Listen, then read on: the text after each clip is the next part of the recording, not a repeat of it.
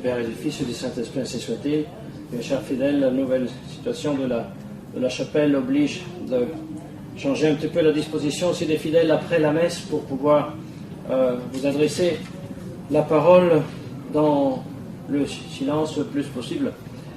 Nous sommes donc dans l'octave de la fête de tous les saints. C'est le 21e dimanche après la Pentecôte et nous continuons de contempler et de nous édifier et de nous nourrir de la sainteté des bienheureux qui déjà maintenant dans l'union de la Sainte Vierge Marie, des saints anges, jouissent de la gloire de Dieu dans la parfaite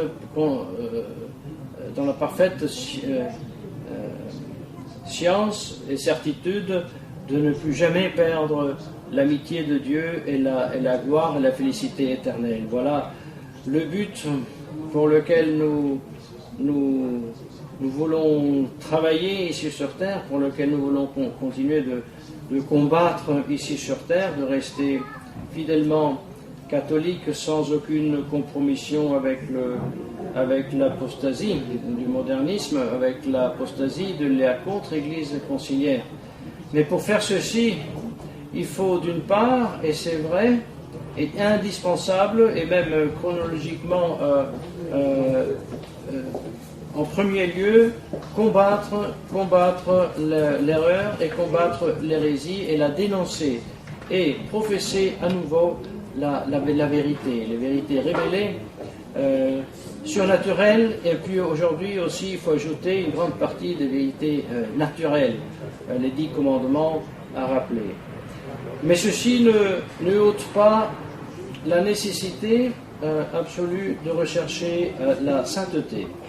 Parce que si le démon, si Satan a permis cette révolution dans l'Église, ce modernisme, cette apostasie dans l'Église, c'est pour un seul but, d'empêcher que les âmes se sauvent, d'empêcher que les âmes connaissent, aiment et servent Dieu dans ce monde pour en jouir dans l'autre, dans l'éternité.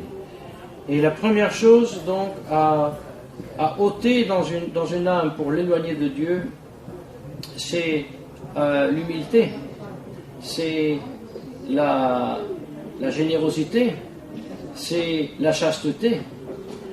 Enlever ces vertus, ou alors stimuler l'orgueil, stimuler la belle gloire, stimuler l'avarice, le désir des biens ici sur terre, stimuler l'impureté, magnifier l'impureté par le vêtement, par la façon de se vêtir, de s'habiller. Tout ça, ça prédispose les âmes à accepter tôt ou tard même les erreurs contre la foi. Et c'est bien ce qui s'est passé.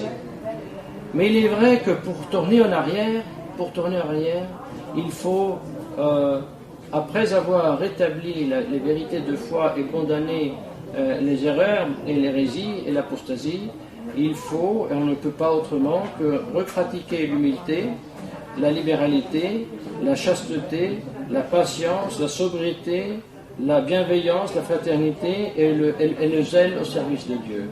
Et ça, ce sont des vertus personnelles, domestiques, qui requièrent un très grand travail sur soi-même. L'humilité, aimer à être soumis à Dieu, aimer à être même soumis à des supérieurs, aimer à reporter à Dieu tout mérite, tous nos mérites, toutes nos qualités. Cette humilité qui fait si que nous avons un respect des autres, que nous estimons les autres, que nous avons complaisance à chercher leur qualité. Ce qui fait que quand nous sortons dans la rue, nous cherchons involontiers de saluer les gens que nous rencontrons et que nous connaissons ou que nous voyons aussi habituellement tous les jours. Tout cela donc est une attitude de fond dans l'âme du chrétien qui se soumet à Dieu et qui en soumission à Dieu aussi porte respect aux autres créatures de Dieu. Voilà pour lesquelles donc il cherche le bien, comme tout d'abord il cherche le bien et la gloire de Dieu, en mettant aussi à disposition ses propres biens. Et c'est la libéralité, les vertus opposées à l'avarice, deuxième vice capital après l'orgueil. Donc la libéralité qui met à disposition de façon raisonnable les propres biens pour la gloire de Dieu et le bien du prochain. Et voilà qu'une fois réglé et bien calibré le propre être vers Dieu, le rapport avec le prochain commence à aussi être réglé.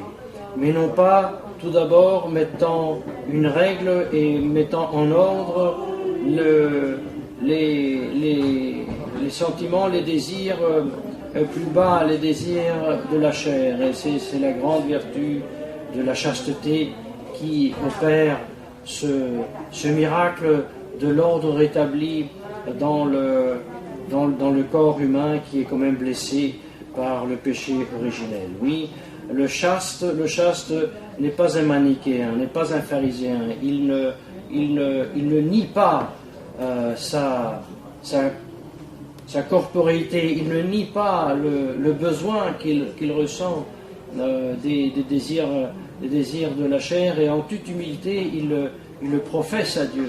Et puis, s'il est appelé à Dieu avec générosité, il renonce. Il renonce à ses plaisirs qui sont légitimes dans le cadre d'un mariage, d'une famille. Et c'est pour ça qu'il renonce aussi à la famille, au bien de la famille, d'une épouse, d'enfants, pour le royaume des cieux. Et comme ça, l'âme consacrée à Dieu sera chaste, comme l'âme mariée sera chaste quand elle vivra cette chasteté, quand elle vivra les besoins justement aussi du corps en fonction de son mari, de son épouse, dans l'humilité et dans la libéralité, c'est-à-dire étant plus occupé du respect du besoin de l'époux ou de l'épouse que non du vrai et quand même réel aussi besoin qu'il a lui-même. Et c'est pour ça la demande du devoir conjugal sera fait avec humilité, sera fait avec respect, sera fait avec gratitude. Et c'est seulement comme ça, chers fidèles, que le mariage peut tenir, le mariage peut rester vraiment une union de deux personnes qui vraiment s'aiment et qui peuvent ensuite aussi donner l'exemple d'un vrai foyer, un foyer de charité, d'amour, dans lequel les jeunes créatures, des fils et des filles peuvent naître et croître. Voilà que donc avec la sobriété, avec la fraternité et avec le zèle pour le service de Dieu, l'âme chrétienne vit déjà la béatitude, une partie de la béatitude ici sur terre. Et voilà que nous demandons à la Très Sainte Vierge Marie de nous inspirer de ces vertus, dans le désir de rétablir en nous ces vertus de l'humilité, de la libéralité, de la chasteté, de la patience et de la mansuétude, de la sobriété, de la fraternité et du zèle pour le service de Dieu comme vraie et définitive réponse et réaction à l'apostasie actuelle dans l'Église.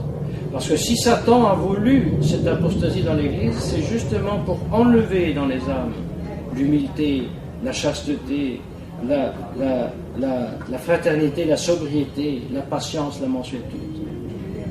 Et malheureusement, pour acquérir ces vertus, il ne suffit pas, bien que ce soit indispensable, absolument indispensable, mais il ne suffit pas de dénoncer l'erreur et seulement professer la vérité. Il faut la chercher et la vivre. Et comme ça, obtenir la vie de la grâce ici sur terre, la cultiver pour la gloire éternelle que par l'intercession de la Sainte Vierge Marie nous voulons obtenir au nom du Père et du Fils et du Saint-Esprit, ainsi soit-il.